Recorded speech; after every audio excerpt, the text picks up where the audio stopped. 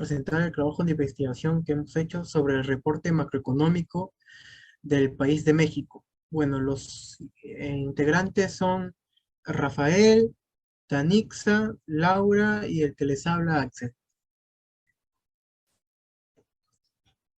Bueno, una pequeña introducción por lo que vamos a tocar de nuestra investigación son los indicadores económicos y en los cuales hemos escogido los 3 últimos sexenios de México, el cual primero comienza del 2000 al 2006 Vicente Fox, del 2006 al 2012 Vicente Calderón y del 2012 al 2018 Enrique Peña Nieto. A continuación yo voy a pasar a explicar lo que es el sector real. Siguiente, por favor. Como definición tenemos que el Producto Interno Bruto nominal es el valor monetario de todos los bienes y servicios que produce un país o económico a precios corrientes en el año en que los bienes son producidos. Mientras que el Producto Interno Bruto real es casi lo mismo, pero valorados a precios constantes, es decir, según los precios del año que se toma como base o las compensaciones. Siguiente, por favor. Como vemos podemos observar el primer gráfico, el Producto Interno Bruto Absoluto en México en base a 2013 y desde 1896 al 2020. En este gráfico podemos observar lo que el primer gobierno sería, que pasaría a explicar sobre Vicente Fox, que le tocó lidiar con los primeros efectos de la globalización y la crisis argentina. En el segundo gobierno tenemos lo que es Felipe Calderón, que le tocó la crisis mundial del 2009, importada originalmente en los Estados Unidos, que se extendió en el mundo entero, pero principalmente en Europa. Los efectos de esas tres crisis se aprecian en el gráfico en la caída del Producto Interno Bruto. Después tenemos el último periodo, que es el de Enrique Peña Nieto, que concluyó con un resultado de crecimiento positivo, pero escaso, muy bajo, si se toma en cuenta el alto endeudamiento del sexenio.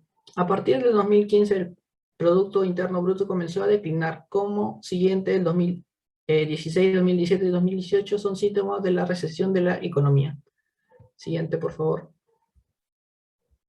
En el segundo gráfico podemos, sobre México, el Producto Interno Bruto Capital de 1935 al 2018, dólares constantes, en donde se puede observar que los 15 sexenios indicados en los rojos, etapas devaluatorias. Siguiente, por favor. En el último gráfico podemos observar el Producto Interno Bruto Pre-Capital México y países latinoamericanos del 2000 al 2018. En este gráfico nos permite, entre el 2002 y el 2018, Fox y Calderón, en nuestro país superaba a todos, pero sin embargo con la crisis económica a nivel mundial del 2019 cambió todo el panorama, y entre el 2012 y 2013 y el 2013 los 4 países nos superaron. A continuación doy pase a mi compañero para que pueda hablar un poco más del Producto Interno Bruto. En el PBI, durante el gobierno de Vicente Fox, el sexenio del presidente entró en funciones en diciembre del 2000, cuando la caída del PBI mexicano estaba comenzando, pero al adoptar las medidas para evitar o para atenuar todos los problemas, se mantuvo firmemente adheriendo al fundamento macroeconómico, ocupando exclusivamente en el control de la inflación y del balance fiscal, de manera en que, en conjunción con la autoridad monetaria, aplica políticas macroeconómicas restrictivas. Siguiente, por favor. El PBI durante el gobierno de Felipe Calderón. En el sexenio, en materia económica, se pueden señalar como elementos positivos durante ese periodo, que se vivió la inflación la más baja del gobierno en general, en una acumulación de récord de reservas internacionales y una deuda pública estable.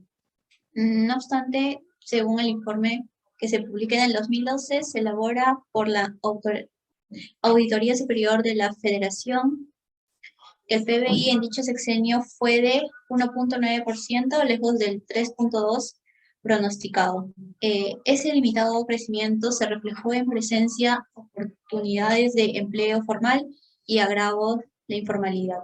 Siguiente, por favor. El PBI durante el gobierno de Enrique Peña Nieto ha sido el único de lo mencionado anteriormente que no ha tenido un año recesivo desde el principio hasta el fin. De hecho, solo presentó un trimestre con resultado negativo que se revirtió rápidamente. La deuda neta del gobierno mexicano pasó de representar el 36.4% del PBI a representar el 45.0% en su último año. En estos meses, bajo el mando de López Obrador, se ha logrado reducir a 44.7% del PBI nacional. Siguiente. Ahora sí le doy paso a mi compañero. A continuación pasaría a explicar la estructura económica. En el sector primario son todas actividades económicas dedicadas a la exportación de los recursos naturales obtenidos a cambio de materias primas. Estas están destinadas al consumo humano directo o transformación por parte del sector secundario. En actividades del sector primario tenemos lo que es la agricultura, el aprovechamiento forestal, la pesca, la caza, la cría y la exportación de animales, como se puede observar en las imágenes. Siguiente, por favor. Acá tenemos un gráfico de los ramos económicos, donde en el sector primario tenemos la agricultura, la ganadería, la silvicultura y la pesca, y en el sector secundario tenemos el carbón, entre otros, y sector terciario tenemos el comercio, restaurantes, hoteles, entre otros, que se explicarán más adelante. Siguiente, por favor.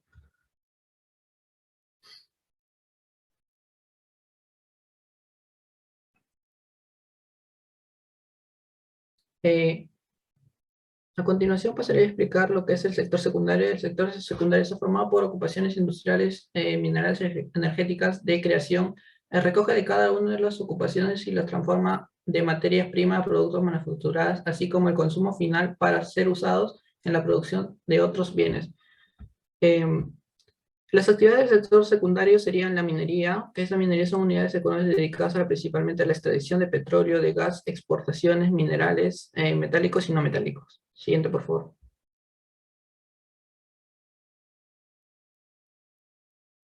Después también tenemos otro que es la construcción, que son manos de obra civiles, en donde se realizan los trabajos especializados en la construcción, como preparación de suelos y la supervisión de la construcción de las obras con la finalidad de respetar los tiempos programados.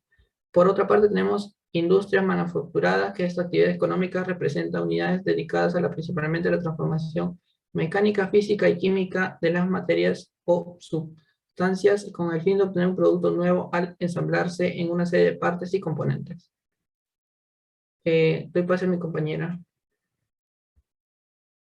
Y siguiente.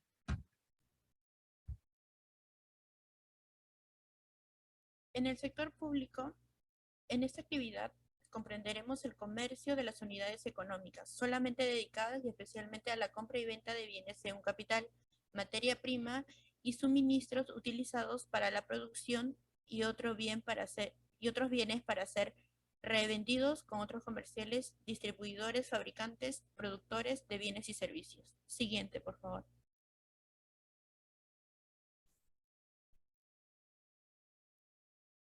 Entre ellos tenemos que mencionar a dos sectores importantes, que son los transportes y correos de almacenamiento y la información en medios masivos. En transporte, correos y almacenamientos, en esta actividad se comprende unidades económicas dedicadas principalmente al transporte público y a la aportación de servicios especializados y reaccionados directamente en este proceso.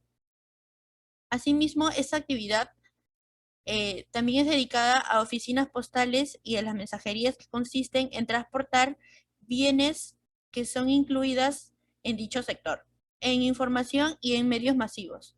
En esta actividad damos a conocer las unidades económicas dedicadas principalmente a la producción, a la administración y explorar o distribuir productos protegidos por la ley de derecho de auto en el cual se distingue entre 3 tipos de unidades económicas.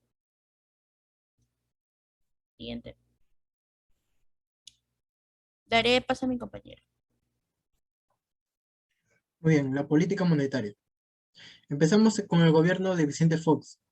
La tasa de interés. Bueno, la tasa de interés, su valor fue muy inestable debido a la inversión extranjera y a la oferta de los dólares en el mercado internacional. Esto provocó que surjan el crecimiento de dos indicadores de riesgo en la economía, como la inflación y el desempleo. A ver, el siguiente es la inflación. Durante su propuesta de gobierno, Fox realizó diversas promesas difíciles de creer en cuanto a la realidad. Ante ello, no pudo controlar la inflación durante los 2 primeros años de su gobierno, lo cual valió que los precios de algunos alimentos de primera necesidad y típicos de la cultura mexicana suban su valor real. A finales del 2005, la tasa de inflación llegó a un indicador del 3%, siendo esto el mayor aporte que dio Fox en su gobierno, lo cual no se lograba desde 1968. Siguiente, por favor. A ver, el tipo de cambio. Su evolución fue cambiante, puesto que para el año 2006 el tipo de cambio se mantuvo entre un rango de 10.8 y 11.3 a inicios del 2007. Bueno, si lo analizamos desde un punto financiero, esto trajo consigo un decreciente surgimiento para las personas de pequeños negocios como las MIPES o empresas exportadoras, quienes para contar con la compra de algunos bienes y servicios se les dificultaba, ya que al subir el precio pagaban más por el valor que tenían en comparativa a otros periodos pasados. Salarios. Bueno, en este gobierno se aprovechó algunos abusos, como era el ingreso como era el ingreso familiar, donde la sostenibilidad de las familias y generar mayor empleo era una de las principales metas que todo ciudadano buscaba con el ingreso de un nuevo presidente. Bueno, donde los pobres se volvían más pobres y los ricos se volvían más ricos. En el cuadro podemos observar que los principales jefes de Estado recibían una buena remuneración a comparación de otros países que presentaban bajos recursos. Siguiente, por favor. Seguimos con el gobierno de Felipe Calderón. Bueno, su tasa de interés. Tuvo un aumento en el año 2008, donde la tasa aumentó en 0.25%, debido al gran problema del desempleo que se vivía en esa época. Sin embargo, para el año 2009, la tasa tenía hasta ese entonces 8.25, bajó un 1% debido al narcotráfico que se vivía en ese tiempo. Finalmente, la tasa en el gobierno de Calderón se siguió manteniendo y solo tuvo algunas modificaciones, las cuales promediaban entre 0.20% a 0.6%, como se puede evidenciar en el cuadro. La inflación. La inflación creció debido a la crisis económica mundial en el año 2008 al 2009, como también debido a los diversos choques con la oferta enfocados en el incremento de precios de alimentos, metales y energéticos. Asimismo, como la gripe porcina, el expresidente logró disminuir el nivel de inflación y mantenerla solo en 2 dígitos por medio de estrategias sólidas y eficaces, lo cual fue lo más resaltante de toda su campaña. Siguiente, por favor. Muy bien, el tipo de cambio. Bueno, su índice fue cambiante después de 2 años con la crisis económica que se vivió en Estados Unidos, que llevó al dólar a encarecerse en todo el mundo. Bueno, para el año 2014 el peso se mantuvo en 13 por dólar y para el 2015 con la caída de los ingresos petroleros vino un deterioro de la balanza comercial y la balanza fiscal, así como un incremento en la deuda externa contratada para contrarrestar el faltante de los recursos. Bueno, para ese entonces el dólar ya elevaba su precio hasta los 17 pesos, como se puede evidenciar en el cuadro. Salarios. Bueno, todo esto mencionado antes provocó el alza de productos de primera necesidad, pero teniendo un gran impacto en los salarios, donde el salario mínimo cayó 43.1, para acumular una pérdida en 25 años de 79.11%. Bueno, según la investigación en diciembre de 2006, con una perfección mínima se podía adquirir 4.2 kilos de huevo, mientras que en agosto el volumen cayó a 1.69, es decir, 2.51 kilogramos menos. En el cuadro se puede evidenciar las principales alimentos que tuvieron una pérdida. Siguiente, por favor. Bueno, gobierno de Enrique Peña Nieto. Bueno, la tasa de 8.25 fue la más alta registrada, como se ve en el cuadro, en la última década. Trajo como consecuencia que las personas no adquieran prestaciones, lo cual perjudica a la circulación del dinero para la economía de México. Además, el porcentaje de financiamiento hacia las empresas en ese periodo de tiempo bajaron considerablemente, ya que contaban con el exceso de liquidez y generaban rentabilidad a los inversionistas y menos a las personas que contaban con dinero de depósito a plazo largo. Inflación. En el 2017 la tasa de inflación fue la más alta de la registrada en los últimos 17 años precedentes, debido al incremento de bienes y servicios como el tomate, los huevos, la gasolina, el transporte aéreo y los servicios turísticos. Bueno, siguiente, por favor. Bueno, el tipo de cambio. Peña Nieto arrancó el 2013 con un tipo de cambio de 0.18 centavos por debajo del nivel que se tenía cuando tomó protesta, como un índice de 12.74 unidades por dólar en la primera sesión de año. Por 2 años, el cruce se mantuvo en un movimiento en el rango de 12 a 13 pesos por dólar.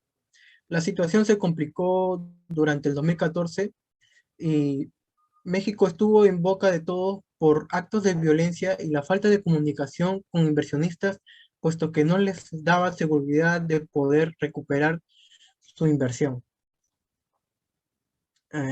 Salarios. Al cierre del 2012, 36.1% de los ocupados del país ganaban hasta 2 salarios mínimos, mientras al finalizar el 2018, este coeficiente llegó a 43.7%, que significó un aumento de los mexicanos que ingresan bajos recursos. En el 2018, el salario mínimo fue de 8.36 pesos diarios, por lo que 2 salarios mínimos equivalen a un salario mensual de 5.360 pesos, como se evidencia en el cuadro. Le doy pase a mi compañero. A continuación voy a pasar a explicar sobre el desempleo y la distribución de la riqueza.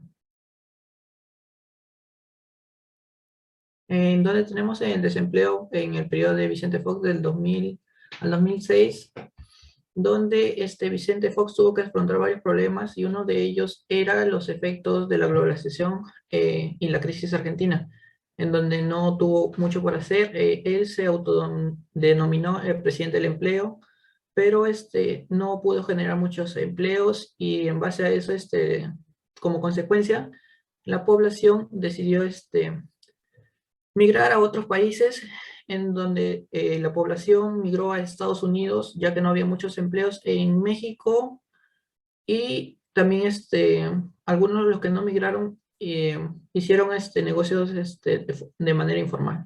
Siguiente, por favor. Acá tenemos un cuadro sobre la tasa de desempleo en Latinoamérica. Tenemos como mínimo 3.4% y hasta su régimen de Vicente Fox es 4.6 termina. Siguiente, por favor.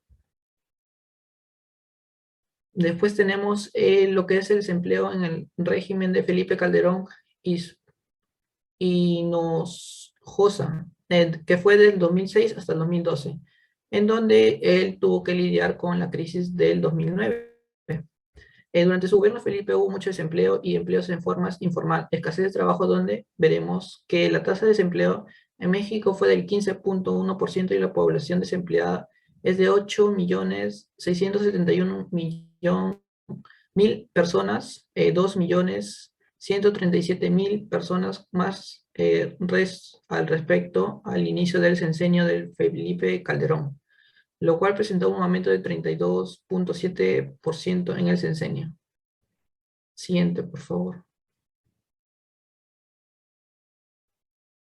Acá tenemos un gráfico en donde nos empezó su gobierno con 6.53% y concluyó en 2012 con 8.67%. Siguiente, por favor.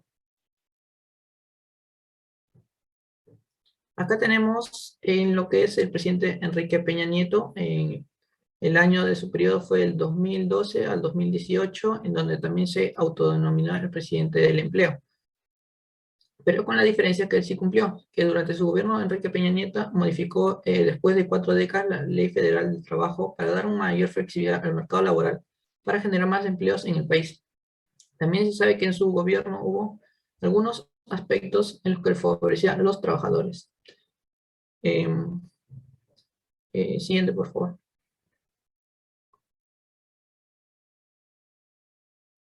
En donde podemos ver que Enrique Peña Nieto del 2010 hasta el 2018 tenemos que es de 5.0 y concluye con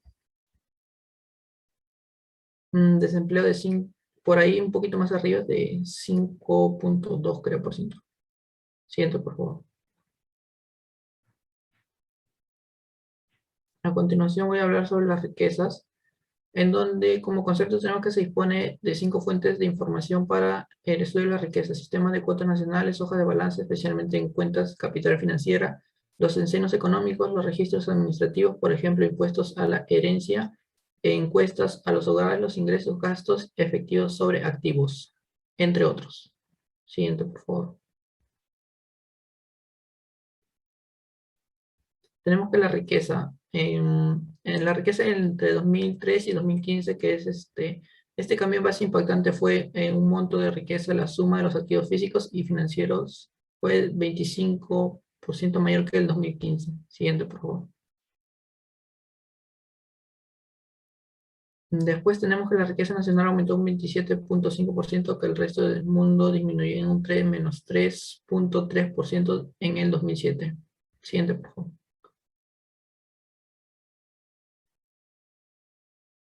Después tenemos la riqueza en México de 2003 al 2015, en donde de acuerdo al balance de cierre de las cuotas nacionales, en México hubo el 2015 una riqueza de 101 millones de pesos, poco más de 3 millones por familia. Siguiente, por favor.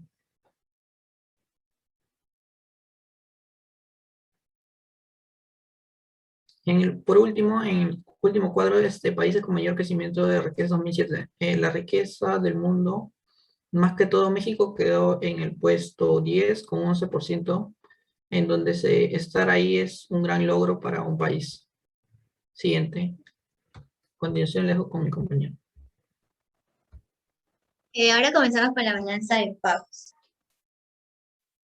En el gobierno de Vicente Fox, la balanza comercial de México en el año 2006, un saldo deficitario de 5.838 millones de dólares, monto menor al de 7.587 millones, observado en el 2005. Durante el 2006, el valor de las exportaciones de mercancías resultó de 250,292 millones de dólares, cifra por 16.8% superior a la registrada en el 2005. Siguiente, por favor.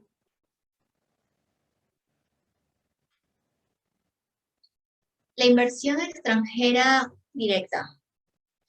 En el 2005 ascendió a 12.893.9 millones de dólares y se integró en un 47.53% de nuevas inversiones. El 19.81% es de las inversiones de utilidades y el 16.49% de cuentas entre compañías y el 16.17% de importaciones de activo fijo por parte de máquinas. Inversión extranjera de cartera En el periodo entre enero hasta septiembre del 2005, el saldo acumulado de la inversión extranjera y cartera resultó positivo en 9.748.1. Dicho saldo fue superior en 181.30%, saldo de 3.465.4, observado en igual periodo del 2004. Por su parte, la inversión extranjera en capital accionario de empresas mexicanas registró un saldo positivo de 2.624.0 de enero a septiembre del 2005, que contrasta con el saldo negativo de 2.652.3 del mismo periodo en el año antes, de un año antes. Siguiente, por favor. En las reservas internacionales, que se muestra en la gráfica del porcentaje del banco que se publicó, del PBI corriente anual, publicada en la INGI, lo más destacable es ver cómo en el Banco de México es autónomo en sus decisiones. El monto de las reservas internacionales que respaldaban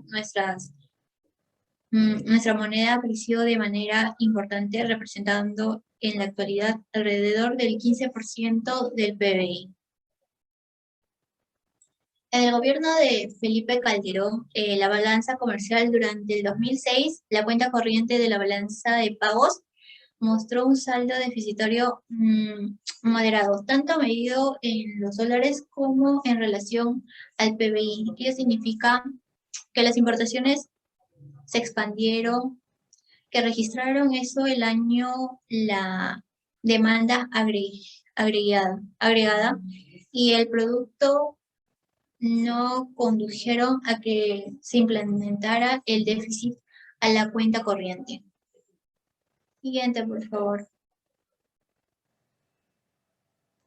Las inversiones extranjeras directas, en el año 2013 se alcanzó los 38.286 millones de dólares, de manera que México volvió a ser el segundo mayor exportador en la región. Este crecimiento se debió a la parte de la adquisición por la compañía belga, con un 50% del grupo de modelo que aún no poseía, que era de cerveza, ¿no? Que fue por 13,249 millones de dólares. Con esta operación, la compañía, después de que en el 2010 Heisken adquirió una fábrica de cerveza en FEMSA. En la inversión extranjera de cartera, el incremento tuvo varios efectos en el país, como la apreciación en el tipo de cambio, el incremento de las reservas internacionales, la obtención de mayores recursos por parte de las empresas para financiarse, y entre otros. Esto se puede comparar con el índice de precios y cotizaciones, que es el principal indicador de la Bolsa Mexicana de Valores. Siguiente, por favor.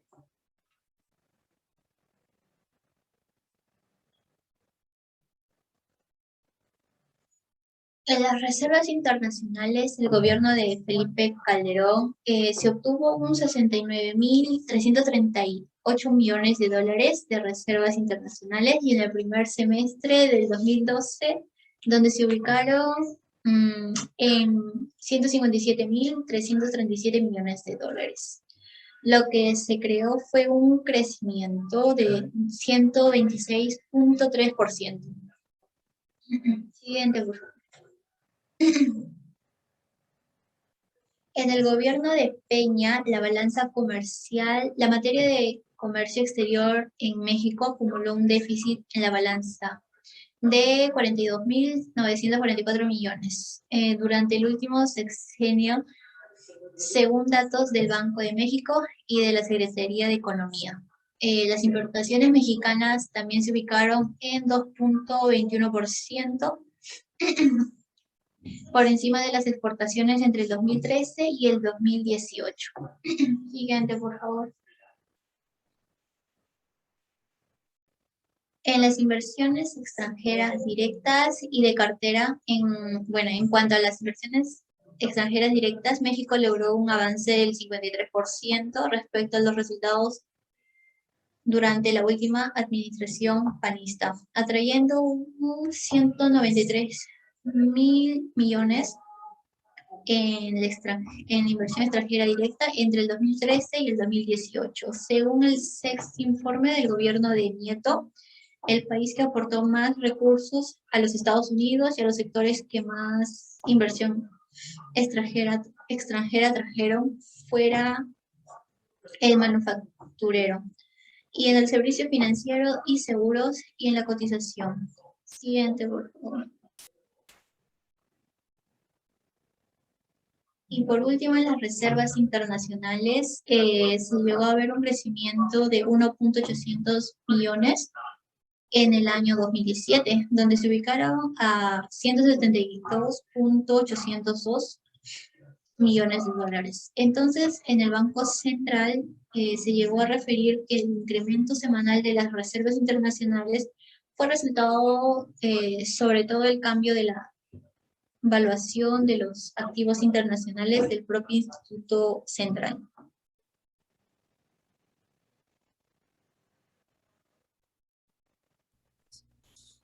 Sector público. En el gobierno de Enrique Peña Nieto, durante el gobierno de Enrique Peña Nieto. Siguiente, por favor. El déficit y el superávit. Bueno, en este gobierno de Enrique Peña Nieto, las finanzas públicas del país se registraron con un déficit presupuestario por 327.206 millones de pesos mexicanos, el cual fue el más alto que se haya registrado en el cierre de dicha administración, de acuerdo con la información de la Secretaría de Hacienda y Crédito Público. Asimismo, en su último gobierno se registró un superávit de 269.349 millones de pesos mexicanos junto con Felipe Calderón, exmandatario antes del gobierno de Peña Nieto, con un déficit de 279.813 millones de pesos mexicanos. Siguiente, por favor. Siguiente.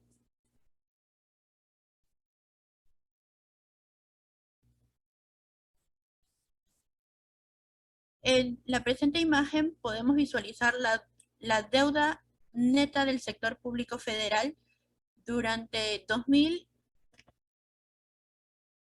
los años 2000 y 2019, ya que podemos visualizar que hubo un aumento con años consecutivos de dicho periodo, el cual superó hasta un 11.03 billones de pesos corrientes mexicanos. Siguiente.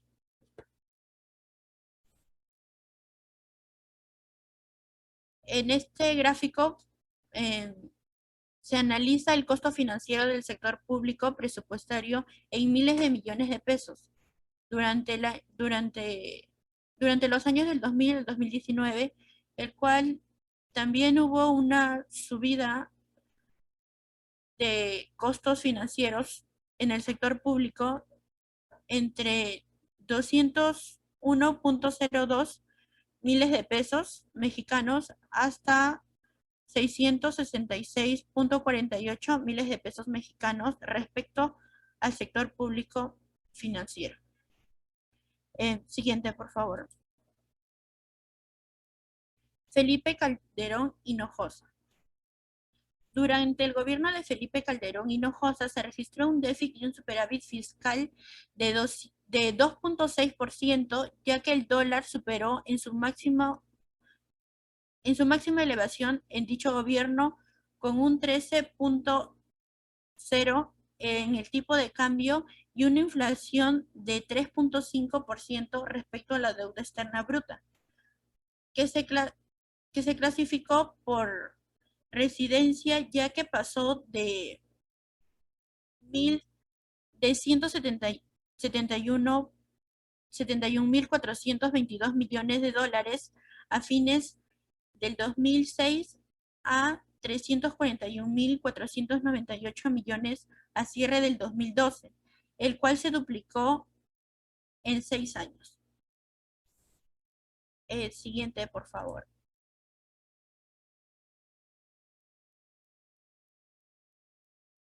También cabe recalcar que en el 2007 al 2012 la deuda externa bruta de México se incrementó a un 17.2% de cada uno de sus años, lo que contrasta un fuerte aumento entre 1.5% en la deuda externa. Siguiente, por favor.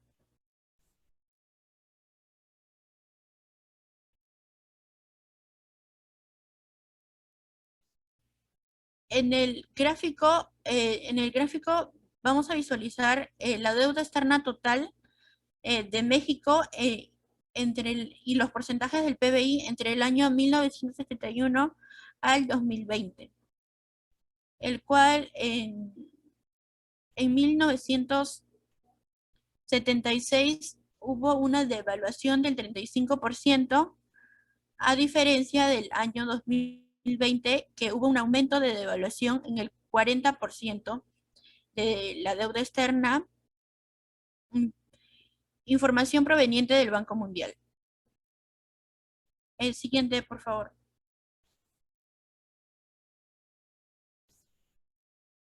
Siguiente diapositiva, por favor. Vicente Fox.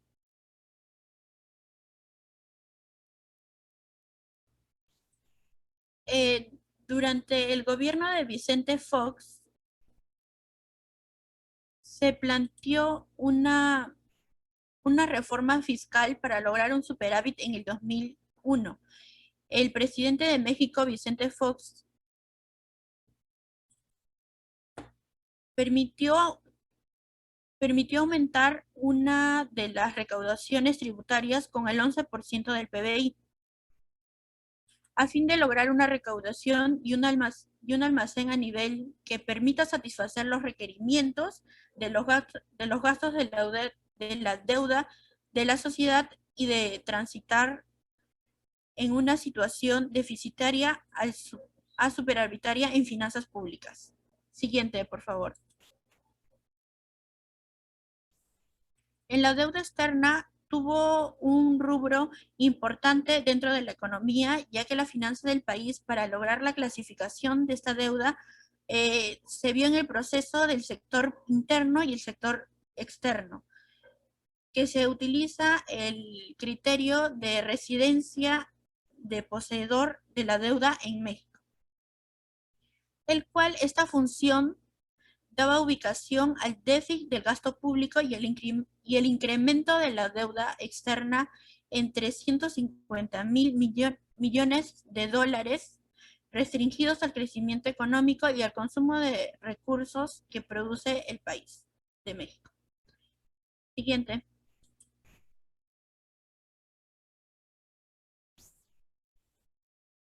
Para concluir con la exposición, tenemos como conclusión que este trabajo se enfoca en realizar un reporte macroeconómico con respecto a los principales indicadores financieros, ya que en los últimos sexenios del Estado de México, en el cual tiene como personajes presidenciales y exmandatarios que fueron Vicente Fox, Felipe Calderón, Enrique Peña Nieto. Dicha investigación nos dio a conocer cómo fue la evolución mexicana con respecto a los principales sectores de política monetaria y el sector público, el sector real, el desempleo, entre otros. Esto nos permitió descubrir los puntos fuertes y débiles, así como las estrategias del gobierno tomados en dichos representantes de aquellos años durante la gestión. Asimismo, cabe mencionar que durante sus periodos de gestión, no todas las tomas de decisiones que fueron por los 6 mandatarios fueron acertadas y beneficiosas, ya que para el Estado de México el crecimiento económico tuvo una evaluación lenta. Muchas gracias.